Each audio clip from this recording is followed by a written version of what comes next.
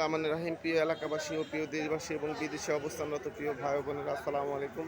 সম্মানিত শুধু প্রিয় দেশবাসী, আপনারা দেখতে পাচ্ছেন যে আমি এখন হচ্ছি পাবনা জেলার ঐতিহ্যবাহী কাশীনাথপুর তিল, সরিষা, মসুর, ধনিয়া এবং কালিজিরা হাটে। সম্মানিত শুধু প্রিয় দেশবাসী, আপনারা দেখতে পাচ্ছেন।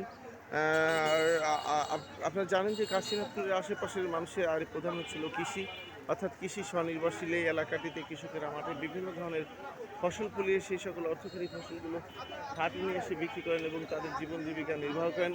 আর শুধু তাই নয়, এই হাট থেকে পরিবহন খাতে তিল বাংলাদেশের বিভিন্ন প্রান্তে গিয়ে ভোক্তাদের চাহিদা সম্পন্ন করছে। যা হোক, এই পর্যায়ে আমরা জানবো সরাসরি কৃষকের কাছে যে আজকে কাশীনাথপুর হাটে তিলের সর্বোচ্চ পাইকারি বাজার কত যাচ্ছে। আসসালামু আলাইকুম বাবাজি, আজকে তিলের সর্বোচ্চ পাইকারি বাজার কত যাচ্ছে? সর্বোচ্চ বাজার আমি কেমন আসলাম, আমি কত যাচ্ছে? আর 3200 সর্বোচ্চ। আর সরিষা? 3500 সরিষা 3500। মসুর? মসুর নাই, মসুর মসুর উৎপাদন নাই না? আচ্ছা আচ্ছা, ঠিক আছে।